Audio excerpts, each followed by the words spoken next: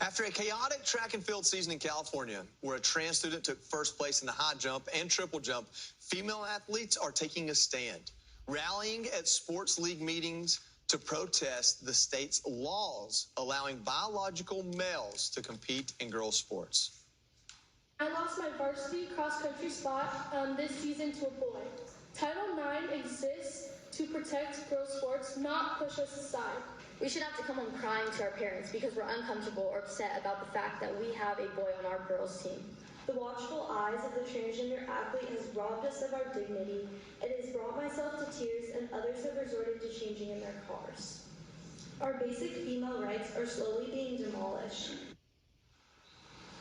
Yeah, one of those brave young women you just saw speak, Taylor Starling, joins us now with her father, Ryan Starling, and their attorney, Erin Mersino. Taylor, Ryan, Erin, thank you all for joining us. My son runs cross country. I believe that's a sport that you run. Is that correct? Cross country. And I go to those. I go to those meets, and every athlete out there is so impressive. But as a sophomore, he's down, he's 50, 60, 80 sometimes in a state meet, and the first female may or may not beat him. So this idea that a guy can just become a female athlete and there not be a competitive advantage is completely out the window with every experience I've ever had. Taylor, tell me about your experience. Sorry.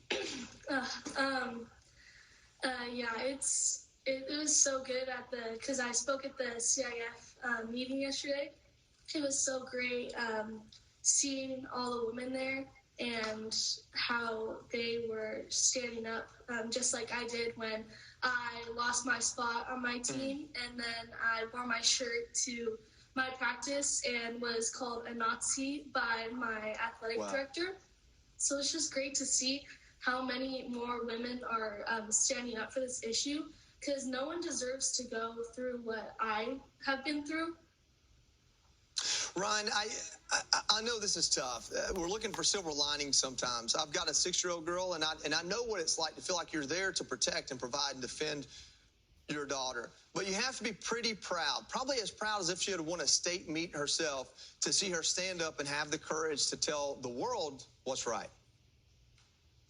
Absolutely. I've seen her grow and her sister grow through this whole incident, and watch them to be courageous and stand up for women's rights and for what they deserve in their rightful spot and place. It's just incredible. As a father, her mother and I couldn't be more proud to see what they've done. I just hope California and Gavin Newsom continue, or will start to fight for them. He says it's unfair for these girls, but he's just giving us lip service. He's not making any changes. That's what we need here in California. We need him to stand up for these girls and make it right. Erin, you're an attorney. When we talk about making changes, how important is it to have these young women stand up and make their case known? And what path forward is there to save women's sports in California?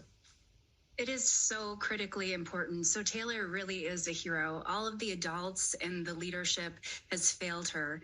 And it's really amazing that we are leaning on 15 and 16-year-old girls to be plaintiffs in lawsuits in order to make this right. So Advocates for Faith and Freedom has brought a landmark lawsuit in federal court, and we have a hearing on Friday with our brilliant attorney, Julianne Flesher. Good. So please pray for her and for her hearing that's on Friday. But we're doing everything that we can to save women's sports, because Taylor is important. Every little girl in America who dreams about succeeding in sports is important. So I'm so grateful and I'm so honored to represent Taylor. Erin, thank you for the work you're doing. Taylor and Ryan, thank you for your courage and for standing up and speaking out, giving a voice to so many. And good luck on everything ahead. Let's hope this gets fixed. Thank you. Thank you. Thank you. All right, still ahead.